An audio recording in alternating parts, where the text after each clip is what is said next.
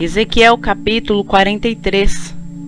Então me levou à porta que olha para o caminho do Oriente, e eis que a glória do Deus de Israel vinha do caminho do Oriente, e a sua voz era como a voz de muitas águas, e a terra resplandeceu por causa da sua glória. E o aspecto da visão que tive era como o da visão que eu tivera quando vim destruir a cidade. E eram as visões como a visão que tive junto ao rio Quebar, e caí sobre o meu rosto.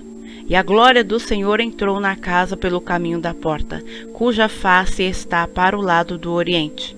E levantou-me o Espírito, e me levou ao átrio interior, e eis que a glória do Senhor encheu a casa. E ouviu alguém que falava comigo de dentro da casa, e um homem se pôs em pé junto de mim.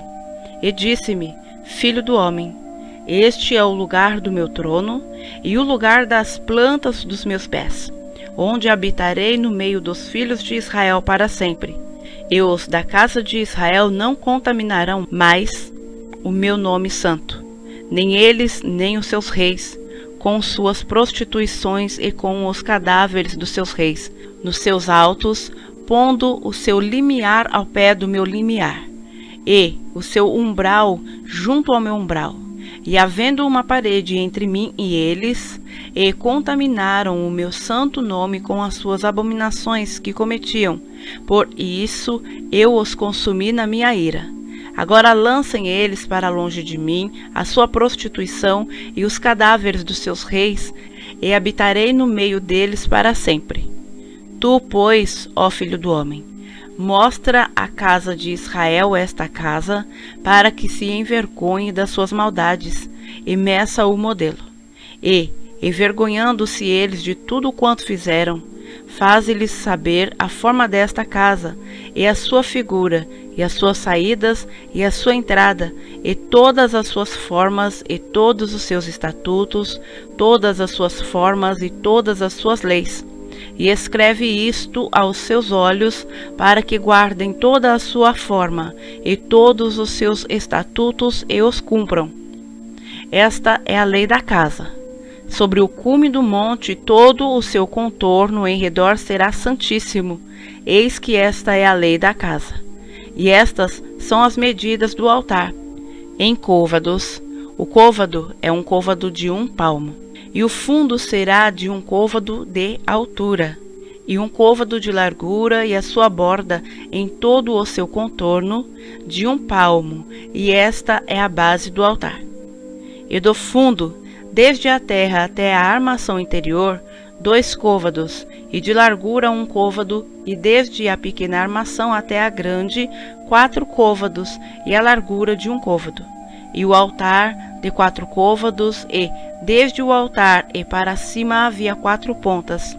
E o altar terá 12 côvados de comprimento e 12 de largura, quadrado nos 4 lados.